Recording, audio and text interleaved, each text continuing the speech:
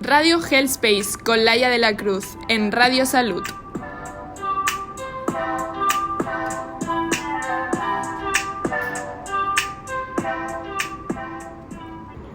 Son las 5:33, las 11:33 en Colombia. Seguimos en Radio Health Space y sigue siendo martes, pero no todo va a ser malo porque hoy nos visita María Alférez, enfermera, experta en enfermedades y curas cardiovasculares, trabajadora del Hospital del Mar desde hace más de 20 años. María Alférez, buenas tardes. Buenas tardes. ¿Qué tal estás? Muy contenta de estar aquí, la verdad. Vale, vamos a hacer una cosa. Vamos a intentar trasladarnos a tu terreno de juego, María. ¿Qué te parece si empezamos explicando en qué consiste la enfermedad de Fallot? Pues me parece perfecto, todo tuyo. La tetralogía de Fallot es una enfermedad congénita en la cual se ve afectado el flujo normal de sangre del corazón. Esto es debido a un incorrecto desarrollo del corazón del feto durante el embarazo, que puede reducir la capacidad de respirar correctamente debido a la disminución de oxígeno en sangre. Esta enfermedad consiste en un proceso de 4 puntos más claves. Primero, una comunicación interventricular que se trata de un orificio entre las dos cavidades inferiores, llamadas ventrículos, seguido de una estenosis pulmonar que hace referencia a un estrechamiento de la válvula y arteria pulmonar.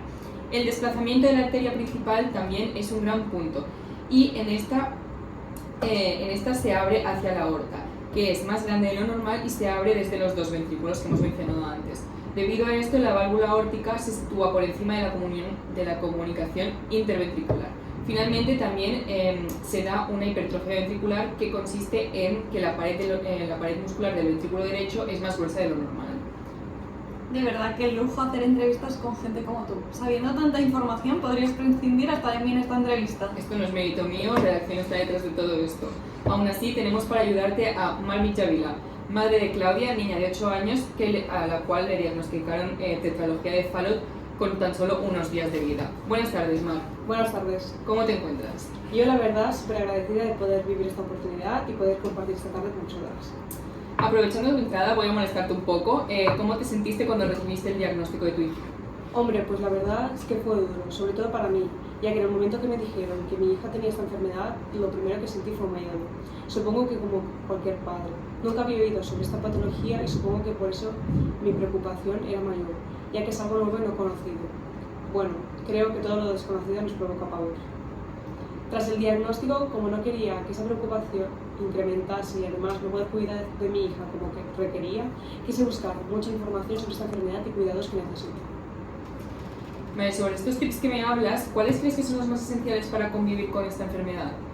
Todo esto depende del tipo de tetralogía que se padezca. Desde mi experiencia, debido a que mi hija padece de riesgo moderado, la actividad física de competición debe ser leve y la de ocio moderado.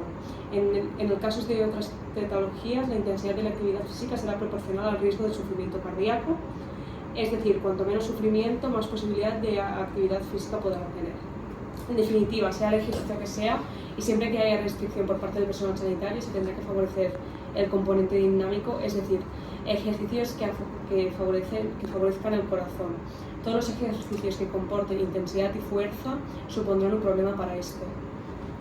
Entonces, rozando un poco el tema del diagnóstico, a nivel sanitario, ¿cómo se establecen estos diagnósticos, María? ¿Cuál es el procedimiento exactamente? La tetralogía de Fallot se puede diagnosticar de distintas formas, ya sea durante el embarazo o después de él. Primeramente, durante el embarazo y mediante las pruebas prenatales se realizan múltiples ecografías a lo largo de los meses de embarazo y además se realiza un ecocardiograma, que se trata de una ecografía realizada en el corazón del feto. Y en este caso, como sería el diagnóstico de Claudia, fue un diagnóstico post-nacimiento. Se realiza mediante un ecocardiograma, así como mediante el control de la pulsioximetría, que nos ofrecerá una estimación de la cantidad de oxígeno en sangre.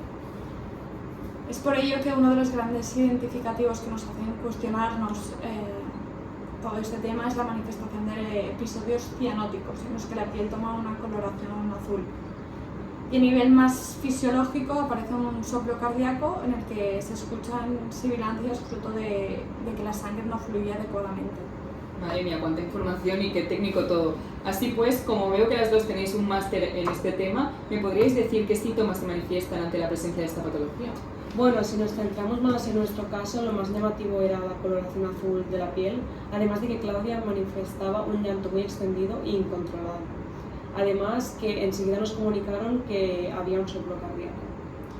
Si nos centramos más en los casos de diagnóstico más avanzado, sería una presencia de irritabilidad, una sensación de, como de falta de aire, y por ello también una respiración rápida y un cansancio fácil.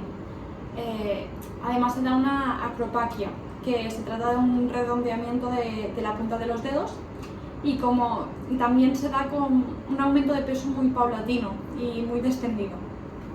Entonces entiendo que habrá que prestar mucha atención ante la aparición de ciertos síntomas y signos que indican el agravamiento de esta enfermedad. María, ¿consideras que hay ciertos momentos en que es necesario acudir en busca de ayuda de forma más inminente? Claro, hay momentos clave y se recomienda acudir a urgencias si se presentan síntomas nuevos o inexplicables, que son desconocidos, o si se tiene un episodio de cianosis también.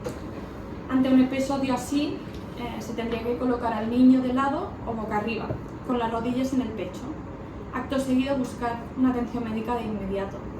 También se pueden manifestar convulsiones durante los periodos porque no hay una suficiente oxigenación, pero por ello existen ciertos cuidados que se pueden empezar a implementar cuando aparece el propio diagnóstico.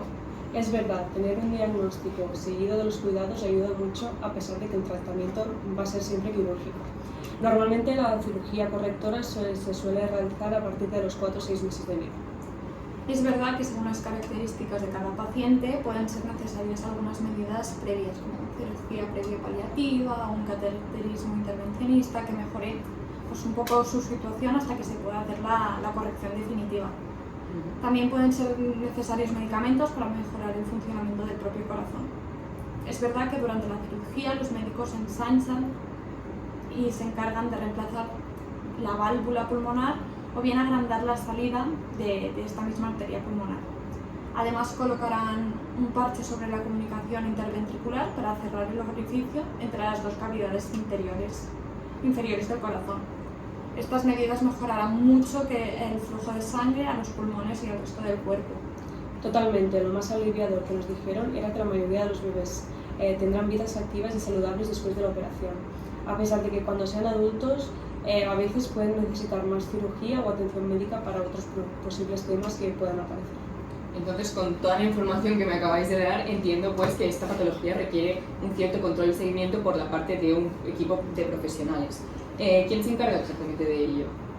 Claro, se recomienda un control regular con el equipo de cardiología, básicamente, para que puedan monitorizar su evolución y revisar si se producen otras afectaciones que podrían presentarse a medida que se da un crecimiento vital. De ahí también nace la importancia del rol enfermero, o básicamente centrado en el enfermero o la enfermera que lo acompaña, que varían mucho según las dos situaciones que nos encontramos. Y es que si la persona está hospitalizada, el enfermero tiene el rol de acompañar y vigilar su estado, así como brindar un cuidado integral. En cambio, si la persona acude a su visita de seguimiento de atención primaria, las actividades son distintas, ya que recaen en comprobar que se sigue la medicación de forma correcta, que no ha empeorado el último mes, y también proponer o recordar las formas de prevención para no agravar los síntomas de la propia enfermedad. Claro, la diferencia entre la atención primaria y hospitalaria no la sabe mucha gente, la has explicado estupendamente.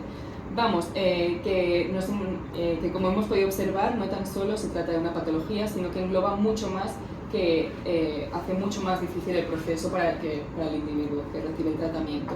¿Cómo como familias os sentís apoyadas, guiadas y acompañadas? A ver, por lo que hace en esta patología en sí, no existen grupos de familias o expertos con los que nos ayuden a combatir el día a día de la enfermedad. Esto es debido a que solo 1 de cada 30-35.000 nacimientos vivos con esta patología, y eso nos quiere decir que la incidencia de esta enfermedad es muy baja. Pero sí que es verdad que en España existe la Fundación Nudos Corazones, que es una fundación de ayuda a los niños con problemas de corazón. Su propósito es ayudar a las familias durante los procesos de hospitalización, también en la vida cotidiana y tras la pérdida de un hijo.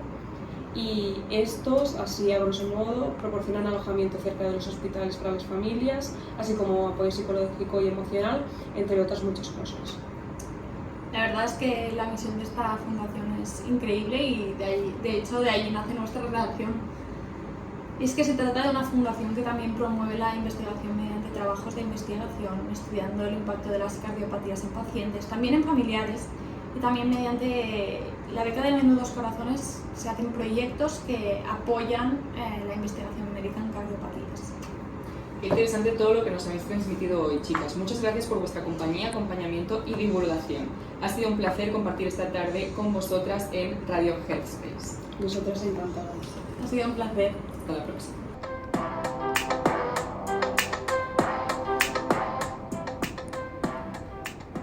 Radio Hellspace, de lunes a viernes de 5 a 8 de la tarde, con Laia de la Cruz y sus múltiples e increíbles invitados en Radio Salud.